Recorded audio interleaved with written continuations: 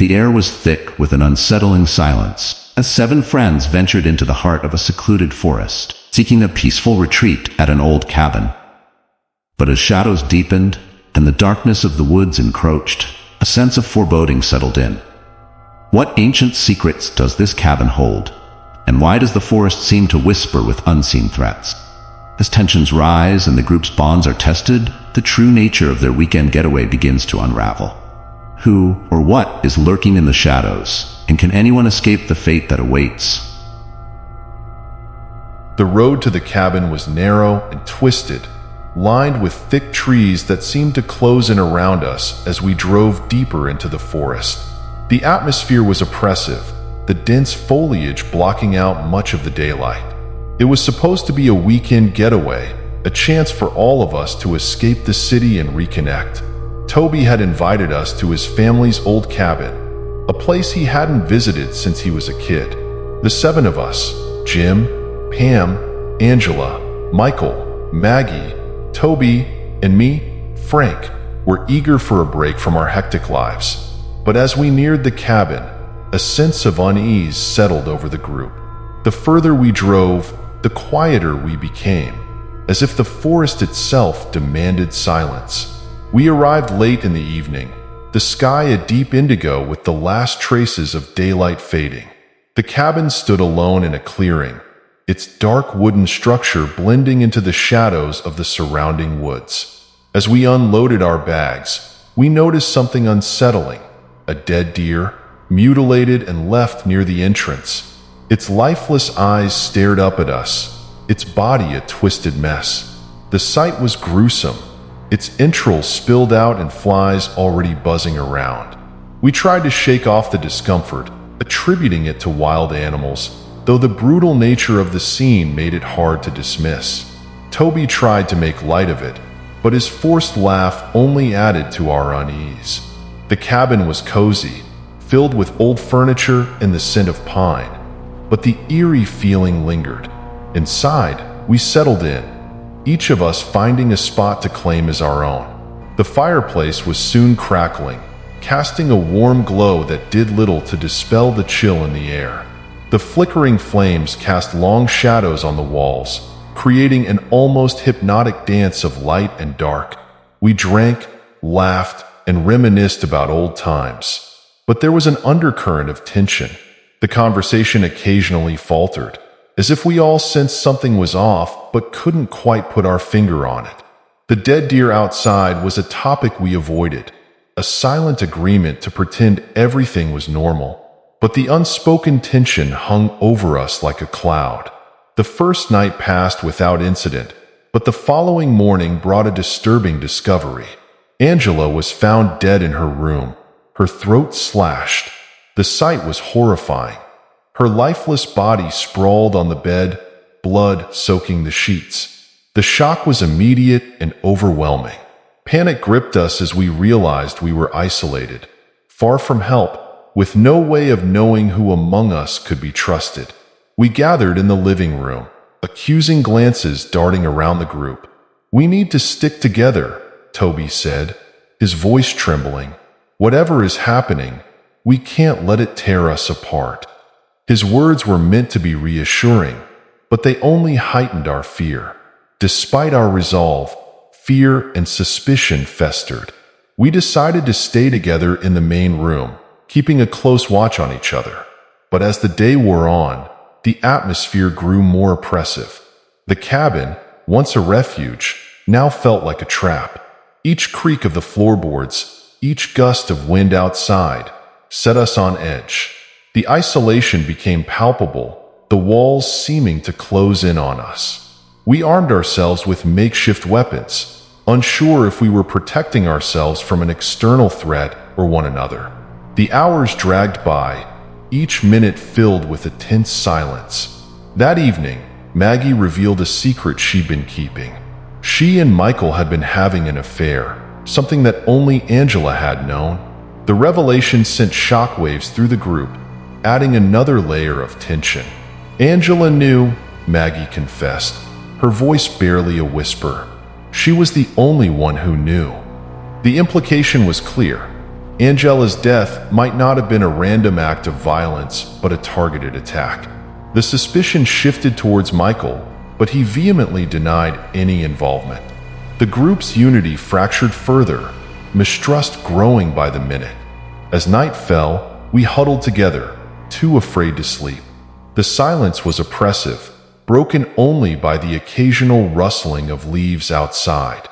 The fire had burned down to embers, casting the room in an eerie half-light.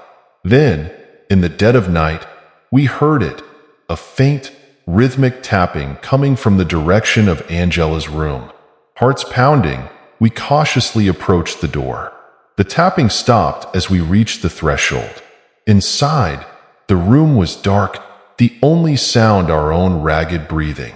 The tension was unbearable, each second stretched to an eternity. Suddenly, the door slammed shut, trapping us inside. Panic erupted as we struggled to escape, the room filling with a palpable sense of dread. The walls seemed to close in, the air growing thin. In the chaos, the lights flickered, and we were plunged into darkness. Someone screamed, a piercing sound that cut through the air. When the lights came back on, Maggie was on the floor, blood pooling around her. She was still alive, barely, her eyes wide with terror. "It wasn't Michael," she gasped, struggling to speak. "It was Toby. He's the one. He killed Angela." Her voice faded as she slipped into unconsciousness. The accusation hung in the air, a chilling revelation that none of us wanted to believe. Toby tried to defend himself, but the evidence was damning. Angela's death, the affair, and now Maggie's near-fatal attack all pointed to him. "It's not true," Toby shouted, his face pale. "I didn't do it." But his words sounded hollow, even to his own ears. The tension snapped as Michael lunged at him, anger and fear driving him to the edge. We pulled them apart, but the damage was done. Toby was restrained, tied up to prevent any further violence. We decided to wait until morning to figure out our next steps, exhaustion and fear leaving us no other choice. The night seemed endless, each tick of the clock echoing in the silence. As dawn approached, we sat in silence, the weight of the night's events pressing down on us. Just as the first light of morning filtered through the windows, there was a sudden commotion. Toby, still tied up, started convulsing, his eyes rolling back in his head. We watched in horror as his body twisted unnaturally, a guttural growl escaping his lips. It was then that we realized with terrifying clarity, the real threat wasn't Toby. It was something else entirely, something inside him. The revelation was like a punch to the gut, leaving us reeling. The room filled with a chilling laughter, not Toby's but something else, something ancient and malevolent. "You fools!" the voice rasped, echoing around us. "You think this is over? It has only just begun." Toby's body went limp, the eerie silence returning. We stood frozen, the truth dawning on us. The cabin, the mutilated deer, Angela's death. It was all connected, part of some malevolent force that had been unleashed. The horror of our situation settled over us like a shroud. In the aftermath, we fled the cabin, leaving Toby's lifeless body behind. The forest seemed darker, the trees looming like silent sentinels.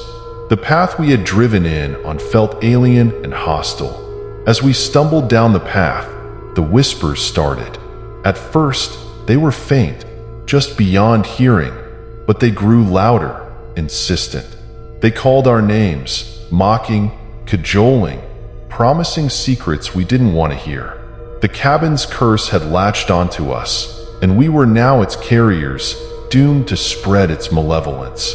Each step felt like it was drawing us deeper into the forest's embrace.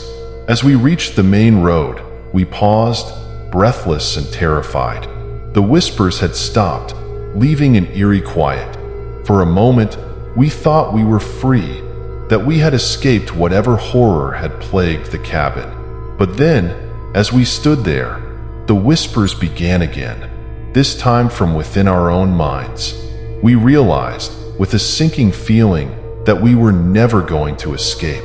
The curse was inside us now, a dark seed planted in our souls, growing with each fearful thought. The horror was internal, an inescapable presence that would haunt us forever. We left the cabin behind, but its legacy followed us. The whispers never ceased, a constant reminder of the nightmare we had endured. Each of us carried a piece of the horror, a dark secret that we could never share. Our lives were irrevocably changed, the bonds of our friendship shattered by suspicion and fear. We had survived, but we were forever changed, haunted by the knowledge that the real terror lay not in the cabin, but within ourselves. The malevolent force had found new hosts, and we knew it would continue to spread, a darkness without end. As you consider your next escape into nature, think twice about the allure of a secluded cabin. Have you ever felt the creeping dread of being watched or sensed an unsettling presence that couldn't be explained? The mysteries of the woods and the secrets hidden within old isolated cabins have a way of surfacing, especially when the sun sets and the shadows grow long. If you find yourself drawn to such a place, be prepared.